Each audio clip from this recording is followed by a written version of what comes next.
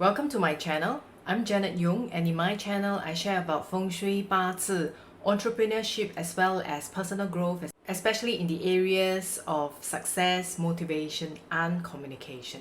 In today's episode, I'll be talking about how to Feng Shui your main door at home such that you enjoy good luck, prosperity and abundance. We all know that our main door Feng Shui is critical in a house Feng Shui, mainly because that's the first area that you'll be stepping into when you go into your home. What are the tips that should be incorporated when you are looking at Feng Shui for your main door?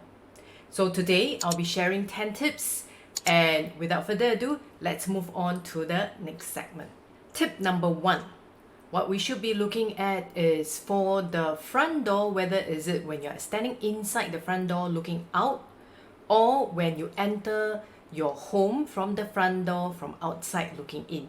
There should be what we call a bright hall. Now, what does bright hall generally means? Bright hall basically means an open area such that energy can accumulate. What I'm showing in the picture right now is critical because you need a space in front of your door, or when you're going inside the house, after you enter the house, there should be a space. Now, this is crucial for energy to accumulate.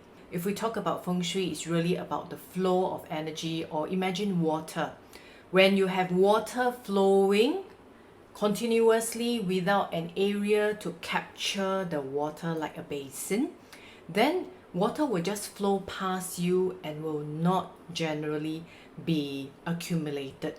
So if you want to accumulate good Feng Shui, good abundance, good luck, what you want to do is generally to have a space in front of you, whether inside your home or outside the house when you first step out of your house, to ensure that you have good energy accumulated. Now, the next tip number 2 is then to basically, if possible, try to choose a front door facing one of your good directions when you're exiting the house itself, mainly because you want to enjoy good energy when you exit the house every single day. Now, if you do not know what are your favorable directions, you can basically click on the link that I'm showing here right now, bazicalculator.janetyong.com, or you can go to the video description. I'll include the link to bazicalculator.janetyong.com in the video description itself. Tip number 3, what we're looking at is, if it is at all possible and you do understand flying star, it's always good to have your front door sector having good flying stars permanently. Now, how do you determine these flying stars? You can basically click on the link that I'm showing here, where I did discuss a little bit about how to identify flying stars for your home. Those are the 3 tips that you should be watching out for. Tip number 1, basically have a bright hall both inside and outside of your home. Tip number 2, when you are standing facing out the main entrance, you should be one of your good directions. And tip number 3, basically what you would like to have is have good flying stars at your main door sector, mainly because it's an activity area where you'll be moving in and out of the house every single day for each of your family members. Now, the next 7 tips that I'm going to share has to do with what are the things you should be watching out for when selecting a new home, or even if you're staying in an existing home, to watch out for some of these things. So tip number 4 in this area is basically when you're standing inside the house facing out, you should never be looking at a sharp corner or a column or a blank wall, if at all possible. Now, why is the case, especially when it is a sharp corner pointing at you when you're exiting the home?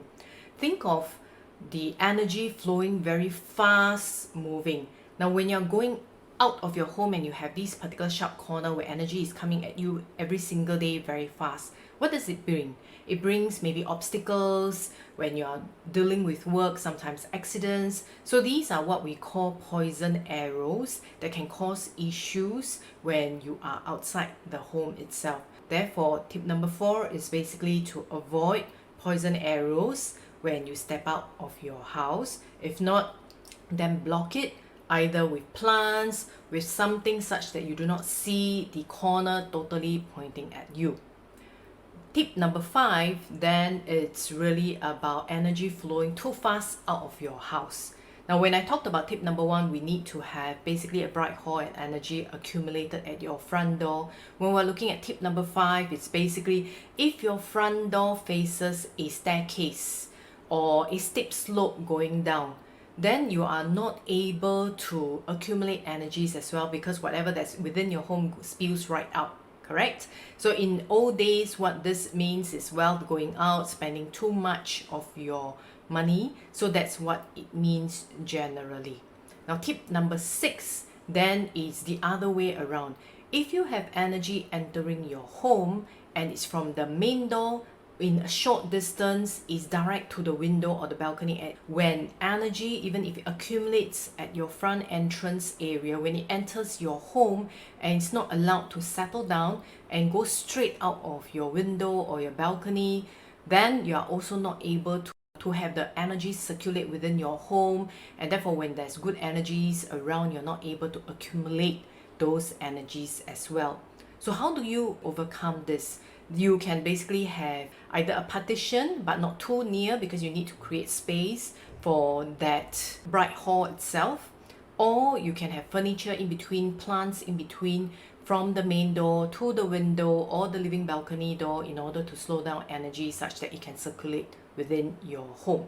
The next tip then is, if it's possible, do not choose a main door at the end of a long corridor. So it's the same concept where energy travels too fast, and by the time it reaches your main door, it can be too harsh of an energy. But if you're already staying in a home, what do you do then?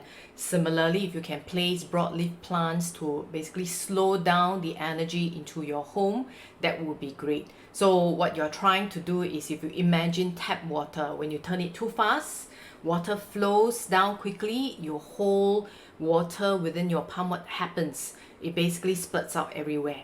But if you turn down the flow of the tap, you are then able to accumulate water within your palms. So that's what I mean by slowing down energy, either with plants, especially if it is broadleaves, so that you can accumulate and let the energy slowly circulate within your home itself. The next thing that is really very common when I actually do consult for my clients is, a lot of them would like to actually have shoe cabinets near the main entrance. Now, this is a matter of convenience because we move in and out.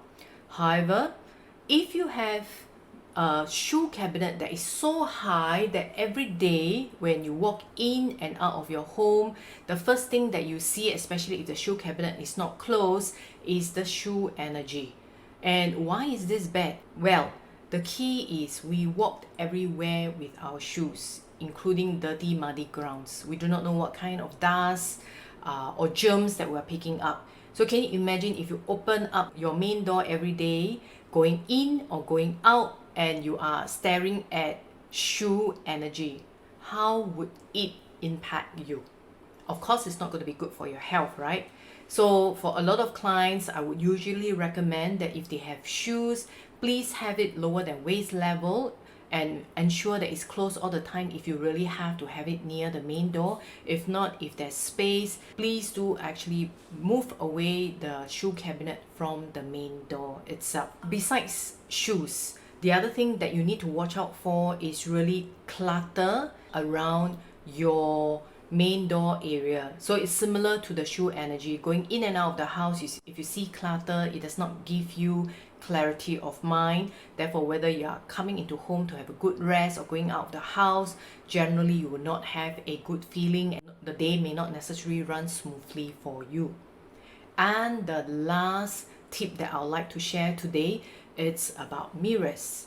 Now, we talked about mirrors in the bedrooms, where it should be. If you have not watched that episode, please remember to click on this link to watch the episode on Feng Shui for your bedroom. So what about mirrors for the main entrance itself? Similar to energy, when you want to enter the home, if you have a mirror reflecting the main door, then the energy coming into the house will then again be reflected out of the house.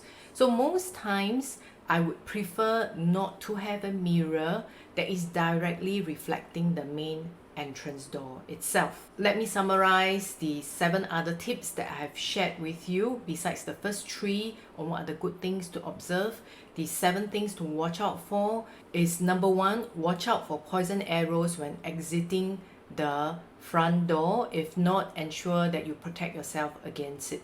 Number 2, if it's possible, ensure that your entrance is not basically facing out towards a staircase because energy will move out too fast. If not, similarly, have broadleaf plants or something to slow down the energy going from your main door direct to the staircase.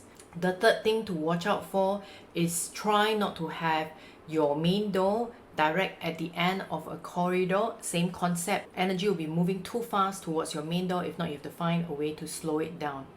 Number 4 is when the energy enters your home, try not to have the door direct towards a window or the living balcony moving out.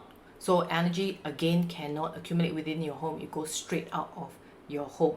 The next 2 tips basically is not to have shoes, at least not too many shoes and shoe cabinets that's above your waist level, so that it will not cause unpleasant energy when you enter or exit the home. The next tip then is also similar to shoes, not to have too much clutter such that you have clarity of mind or peace of mind when you enter the home. And the last tip is ensure you do not have mirrors facing your entrance door such that energy can come into your home and accumulate and circulate within your home itself. So this is the end of my video and sharing today. If you do like this particular episode, please remember to click on the like button, share it with your friends if you find it useful, and subscribe if you have not. I'll see you the next week. Goodbye.